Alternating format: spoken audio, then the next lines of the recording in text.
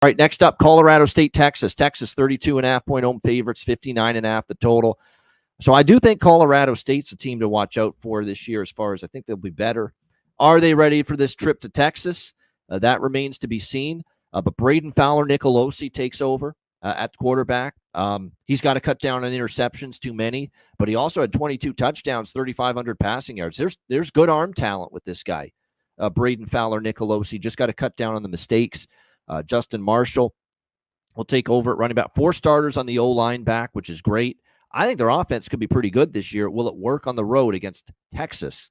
And their defense is going to be the question. 6 starters back on defense. That was the area that had issues last year for the Rams. We'll see if they can improve on that this season. Texas, of course, first game for the Longhorns in their new home at the SEC. You know they'll be amped up for it. But I'm already reading here that they've got some injuries in camp concerning, especially in the trenches, O-line and D-line. Quinn Ewers back at quarterback. They do lose a lot at receiver and tight end. That's going to be interesting. Lots of transfers brought in, but they did pretty good. Silas Bolden from Oregon State, Matthew Golden from Houston, Isaiah Bond from Alabama, who had one of the big catches last year. He comes in for Texas at receiver as well for them. 5 starters on defense, but was top 12 defense last year, so they should be pretty tough to move the football against. Am I just crazy, or did Quinn Ewers look okay but not great at times last year? People making him out to be this great, phenomenal quarterback. I think he's got to take another step to look at like that this year.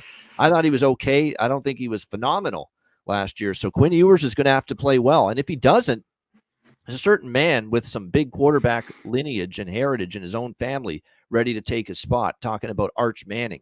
So I think there's going to be, onus on Quinn Ewers. You're going to have to play well at quarterback here for Texas. Because of these growing concerns I have with some of these injuries for Texas, I actually did jump in with Colorado State a little, put a little plus 32.5 in my pocket. It's a big fucking number here for this first game of the year, especially if Texas is a little banged up in the trenches going into this game.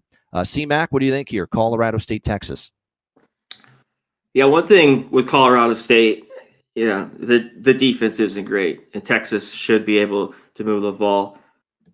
But this team, you talked about Fowler-Nicolosi, he could sling it here. Torrey Horton, the wide receiver, is back.